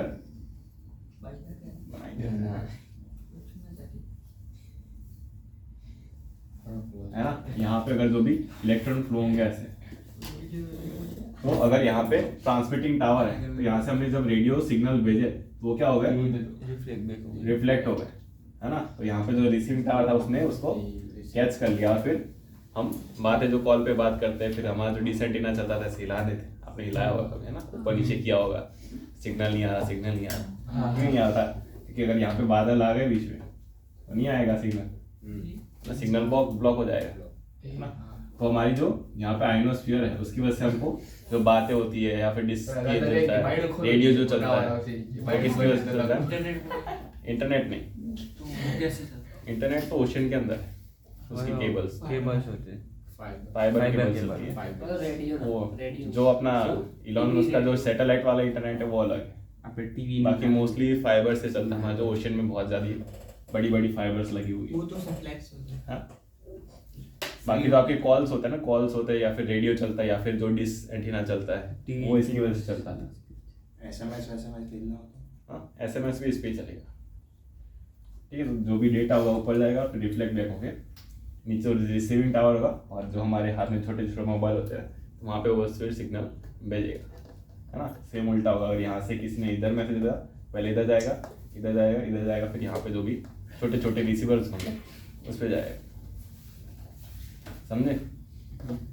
तो ये हो गई हमारी आइनोस्फीयर, ठीक है। अब अर्थ की बात करें तो अर्थ के अंदर एक मैग्नेट भी है, जैसे मैंने बताया था, है ना। तो यहाँ पे नॉर्थ पोल होता है हमारा और यहाँ पे क्या होता है, साउथ पोल। तो हमारी मैग्नेट फील्ड ऐसे चलती है ना। और मैग्नेटिक फील्ड में जो सेंटर में होगा वो पैरेलल चलेगा, है ना। ये जो अंदर जो मैग्नेटिक फील्ड होगी वो हमेशा पैरेलल होती है मैग्नेट के अंदर, याद रखना। तो जब भी क्या होगा कि यहाँ से क्या होगी, सोलर रेडिएशन आएगी, है ना। तो जब से ज्यादा जो मैग्नेटिक फोर्स ज्यादा हाई होता है वो साउथ पोल और नॉर्थ पोल होता है, और क्योंकि यहाँ पे आयंस मौजूद है ना, इलेक्ट्रिसिटी फ्लो हो रही है, तो सूरज से जो भी रेडिएशन आएगा वो किसके साथ रिएक्ट करेगा, इस आयंस के साथ प्लस मैग्नेटिक फील्ड के साथ। तो यहाँ पे क्या प्रोड्यूस होती है, लाइट्स प्रोड्यूस होती है, जिसको हम क्या बोलते हैं, ऑरोरा।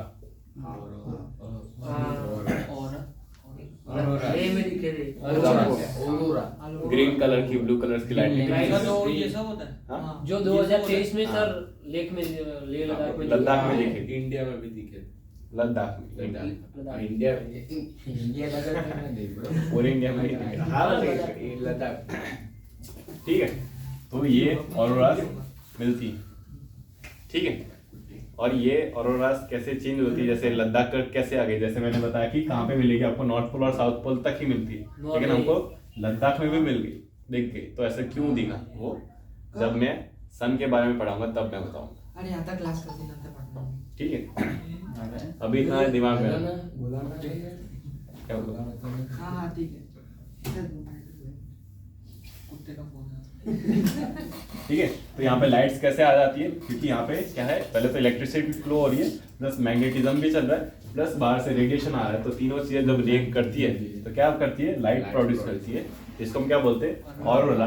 अगर वो नॉर्दर्न साइड हो रही है तो उसको हम क्या बोलेंगे, नॉर्दर्न बोरियोलिस ऑरोरा, और अगर सदर्न साइड होती है तो उसको क्या बोलते हैं, ऑस्ट्रोलिस, ऑस्ट्रोलिस और ऑस्ट्रो का मतलब क्या होता है, साउथ है ना, तो इसलिए ऑस्ट्रोलिस ऑरोरा और बोरियोलिस ऑरोरा। नॉर्दर्न इसको क्या बोलते हैं, नॉर्दर्न लाइट्स और सदर्न लाइट्स, जो आपकी green colour, red colour, pink colour, काफी सारे कलर्स की होती है। तो सर वो बारिश में कैसे होता है? बारिश बारिश बारिश तो नीचे होती है तो ऊपर लाइटिंग वो कैसे? वो हम लाइट में बारिश आएगी तब सब रिफ्लेक्शन अभी पहले से भागो मत कि उसके पहले बहुत कुछ कवर करना है बाकी। बारिश कैसे होती है पहले ये समझेंगे। ये आपको लगता है बारिश होती है, वैसे नहीं होती है ना, आपने बचपन में पढ़ा होगा, लेकिन वैसे बारिश नहीं होती। काफी कुछ नई चीजें जानने मिलेगी। पता नहीं क्यों अब सही पढ़ रहे हो, अब सही पढ़ रहे तो कुछ आ नहीं रहा नहीं समझ में आ रहा, तो अब आ रहा है धीरे धीरे सब। बचपन में इतना कुछ होता है। बचपन में बारिश और पढ़ाने वाला भी अच्छा होना चाहिए।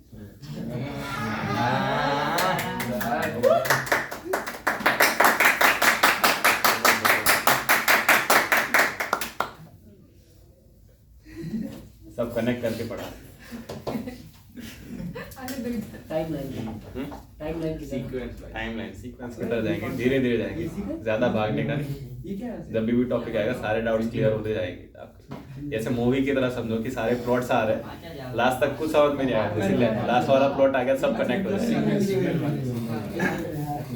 सीरीज देखते हो ना कोई भी, एंडिंग तक आप राह देखते हो ना कि उसमें क्या था, एक भी आपने एपिसोड मिस कर दिया तो आपको एंडिंग समझ में नहीं आ रही। वैसा ही है मेरा लेक्चर, ये भी वही है। एक भी लेक्चर मिस किया तो आपको एंडिंग समझ में नहीं आएगी। हाँ, वो क्या कर रहे हैं कोई? मुझे तो हमेशा वो सर क्या था, वो ऑस्ट्रेलिस बोरियोलिस ऑरोरा और कहाँ पर थे वो?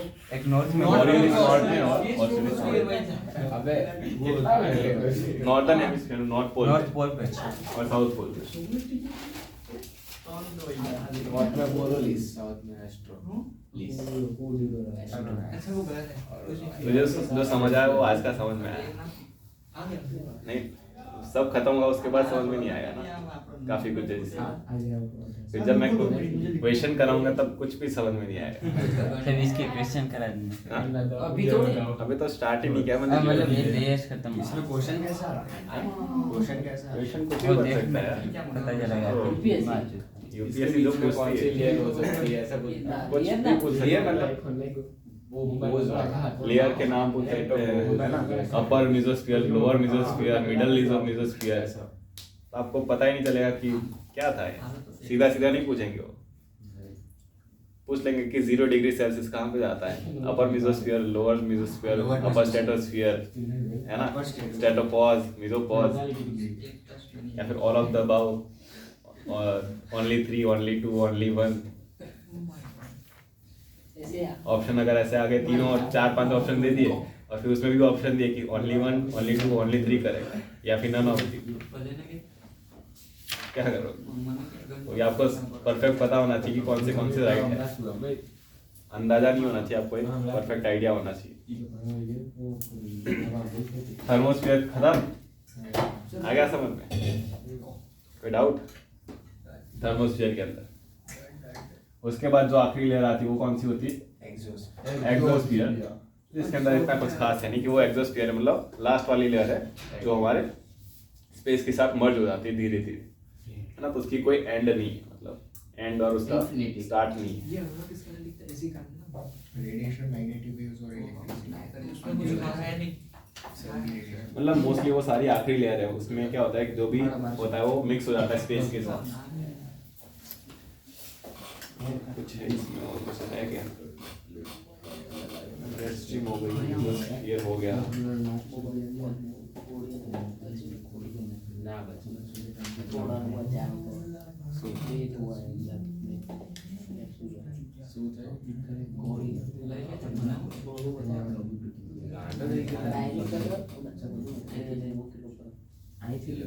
हो गया बेटा, चला ही बोले तो खत्म।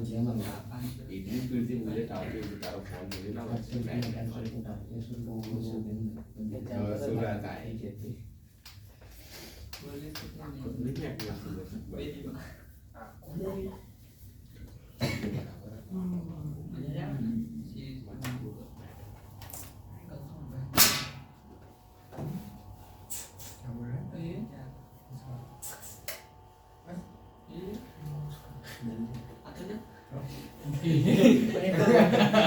ये भी बड़े भाई ए हमारे बंधु ओए और ले दियो कचरो है मना के काम मेरा सामने शो है ए काढो है काढो ना निकले इन कोण ए भाई नाम नहीं ले आ धो दे पहले असं नीचे तुम्ही हां आणि नीचे नीचे तू अरे चला बजाओ तो ए चल इधर स्मार्टिंग ए देखो आखड़ी जल्दी आप क्या करना जगह नहीं आप तो बस ये ले ना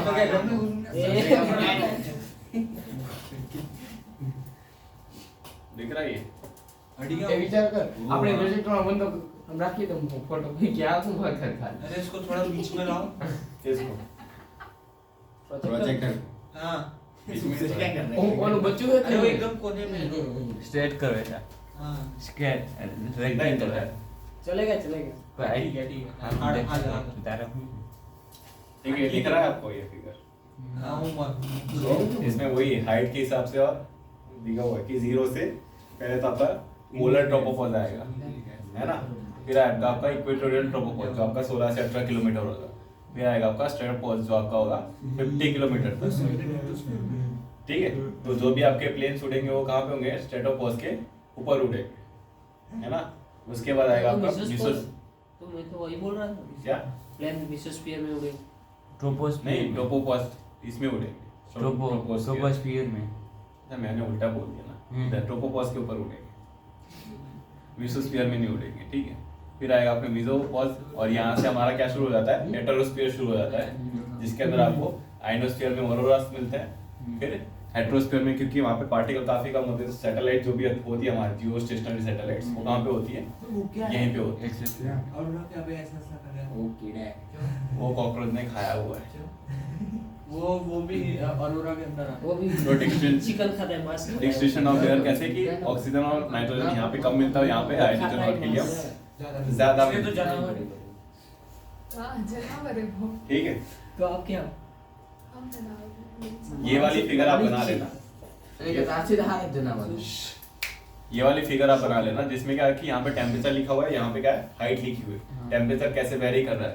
तो अगर सरफेस से देखें तो यहाँ पे 20 डिग्री सेल्सियस से शुरू किया है, तो जैसे जैसे पहली लेयर आएगी ट्रोपोस्फीयर में, टेम्परेचर क्या होगा? डिक्रीज होगा, ना? With increase in height temperature will decrease. Decrease कहाँ तक होगा?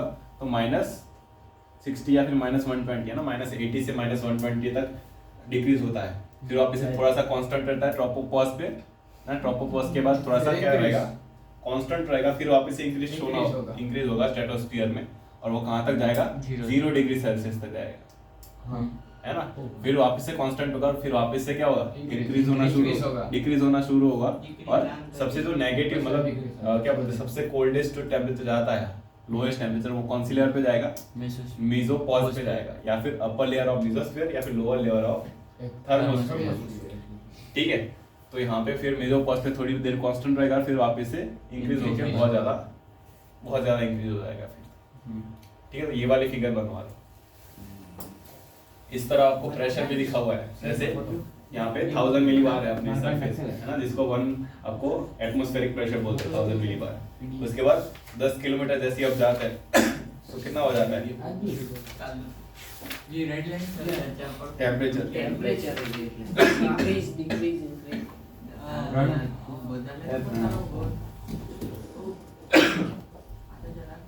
तो आप प्रेशर देख रहे होंगे ना कि यहाँ पे कितना है 1000 मिलीबार है सरफेस पे। जैसे ही 10 किलोमीटर ऊपर जाते हो तो कितना मिलीबार कम हो जाता है, 100 मिलीबार बचता है। उसके ऊपर और 10 किलोमीटर ऊपर जाओगे 20 किलोमीटर पे तो 10 मिलीबार बचा है, और उसके बाद 30 किलोमीटर जाओगे तो कितना बचा है प्रेशर, 1 मिलीबार प्रेशर। 99.99 प्रेशर क्या हो गया, कम हो गया। और उसके ऊपर तो 0.1 मिलीबार 40 किलोमीटर पर। ठीक है, ये समझ में आया कि नहीं? तो प्रेशर का भी देख लेना, टेम्परेचर का देख लेना। कुछ एयरक्राफ्ट कितने स्ट्रांग हो गए थे सर एटमॉस्फेयर, क्या वो एयरक्राफ्ट कितने स्ट्रांग हो गए, स्ट्रांग भी होते हैं ना, इसलिए इतने महंगे होते हैं। 800-900 करोड़ 800 के तो नॉर्मल कमर्शियल प्लेन होते हैं। फाइटर तो तुम्हें इतने में गाड़ी तो छूट रही है। अब सोचो इतना बड़ा प्लेन आपको अगर 100 आपको चलाने के लिए दे रहे हैं, आपको क्या देख रहे होंगे? कार्गो आईआईटी हाँ? कार्गो प्लेन एक फाइटर प्लेन अगर आपको दे रहे थे चलाने के लिए, फाइटर तो और भी तो ऐसे ही तो नहीं देंगे ना। तो आपको लगता है कि आप कैपेबल हो चलाने के? मेडिकल सबसे हार्ड होता है जब होंगे तब होंगे तो देखा जाएगा।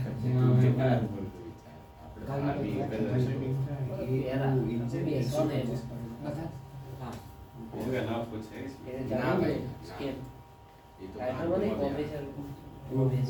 फाइटर मूवी में तो इसने वो निकल ही गया, वो जेट से जेट ही फोड़ दिया हाँ फाइटर मूवी के अंदर।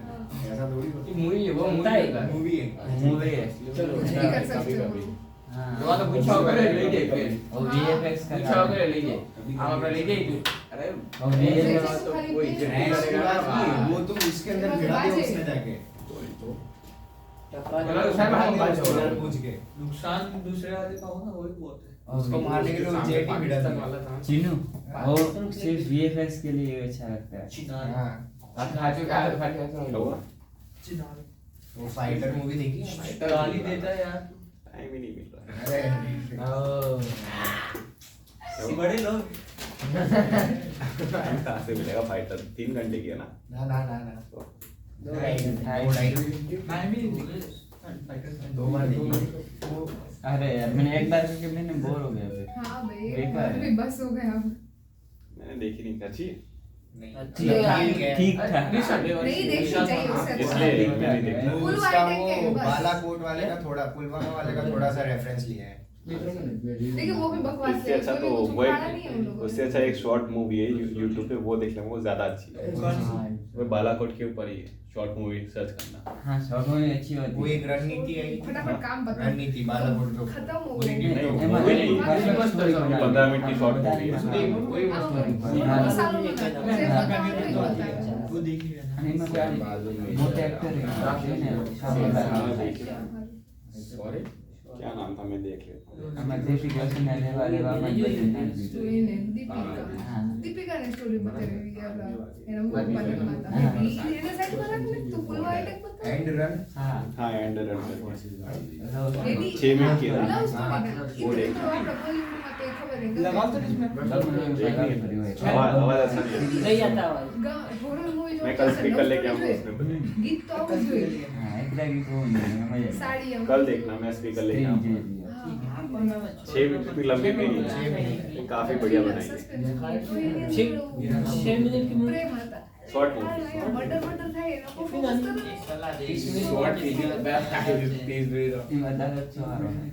ठीक है, यहाँ तक समझ में आ गया?